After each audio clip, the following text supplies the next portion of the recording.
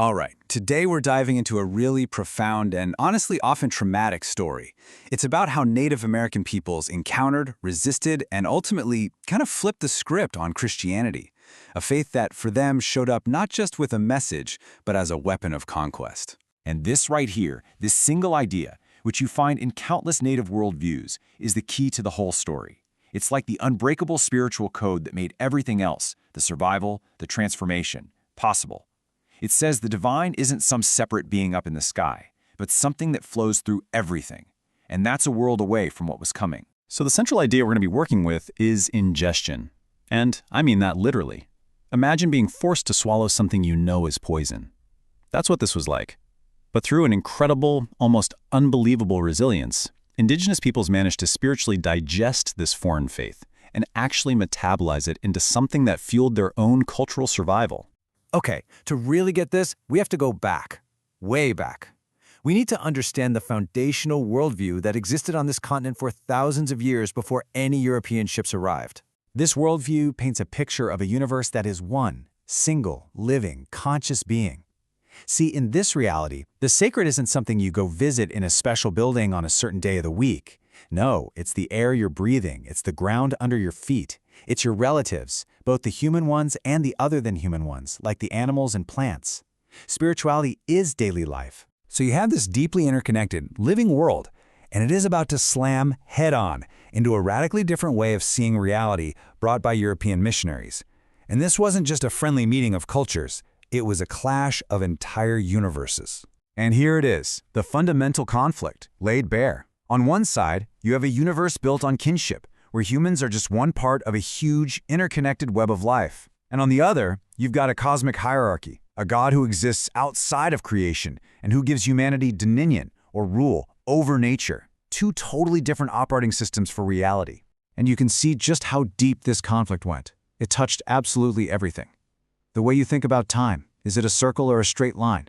What's the whole point of being alive? Is it about keeping the community in balance, right here and now, or is it about saving your individual soul for an afterlife?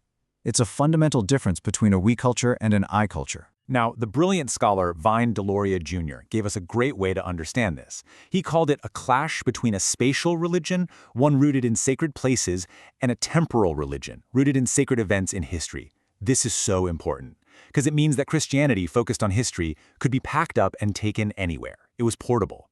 But for Native peoples, if you tear them away from their sacred land, you're not just taking property. You are committing an act of metaphysical violence. You're trying to destroy their whole universe by making them placeless. So this clash of worlds, it didn't just stay in the realm of ideas.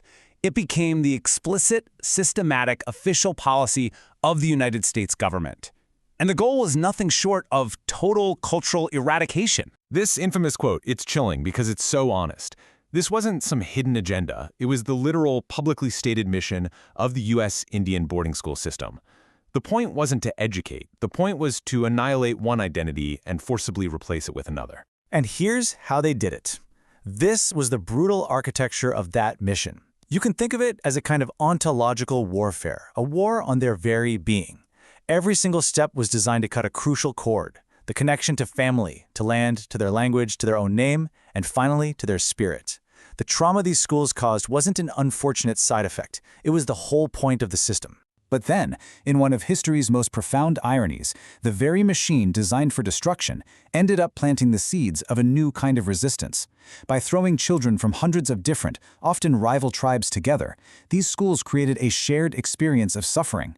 And they gave them a common language, English, that they would eventually use to organize together against their oppressors. Because you have to understand, faced with this all-out assault, Native peoples did not just passively give up.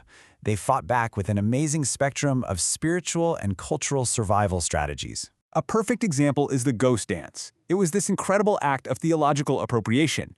It basically took the messianic end-of-the-world framework from Christianity and flipped it. It prophesied the end of the colonial world and return of an indigenous one. And for this peaceful vision of renewal, they were met with overwhelming military force at Wounded Knee, a tragedy that showed just how terrified the government was of Native spiritual power. So, after the massacre at Wounded Knee, it became brutally clear that open spiritual defiance would be met with bullets. The strategy had to change. Resistance had to evolve into something more subtle, more strategic, and what emerged is one of the most sophisticated examples of cultural survival you will ever see. The best way to describe this new strategy is spiritual and legal jiu-jitsu. You know, in jiu-jitsu, you don't push against your opponent's force. You use their own momentum against them. That's exactly what happened here. The idea was to use the colonizers' own systems, their religion and their laws, to protect what was sacred. And the group that perfected this was the Native American Church. And this is where you can just see the genius of this strategy. The Native American Church adopted the outward form of a church. They started using familiar Christian language. And then they turned around and used the U.S. Constitution's First Amendment to demand religious freedom. And what were they protecting with this brilliant legal armor? The sacramental use of peyote, a core, ancient, and deeply indigenous spiritual practice. It's just incredible. But, the story doesn't just end with survival. In the last few decades, it has evolved again into something even more powerful, a movement of theological leadership that is now speaking back to the dominant culture that tried to erase it. The first step was deconstruction. You had towering thinkers like Vine Deloria Jr., who came along and powerfully argued that Western Christianity, with its abstract, placeless God, was just spiritually out of its depth on a continent that was pulsing with sacred power. He famously said it shattered on the shores of this continent. So after deconstruction, you get reconstruction. And this is where leaders like Richard Twiss came in, doing the hard work of separating the actual message of Jesus from the toxic colonial culture it arrived in. His goal, and I love this phrase, was to rescue the gospel from the cowboys. He argued you could absolutely follow Jesus through your own indigenous culture, not by abandoning it. And this all culminates in this amazing act of integration. Theologian Randy Woodley makes this absolutely stunning argument that the core indigenous value of living in harmony and balance, well, it's basically identical to the ancient Hebrew concept of shalom, that holistic peace and well-being that Jesus himself was all about. His point is that Jesus' actual message is often closer to native values than it is to the Western church that claims to own it. And with that, boom! The entire missionary project is turned completely upside down. The patient has become the healer. The very people who are once seen as the mission field in need of saving are now the ones becoming missionaries themselves, calling the dominant culture back to a way of balance and harmony that it has lost. So this incredible story of ingestion, resilience, and reversal, it leaves us with one last pretty provocative question to chew on. What if the wisdom we so desperately need to heal our broken modern world has been quietly and patiently preserved by the very people and cultures that the modern world once tried to break? Something to think about. Thanks for tuning in.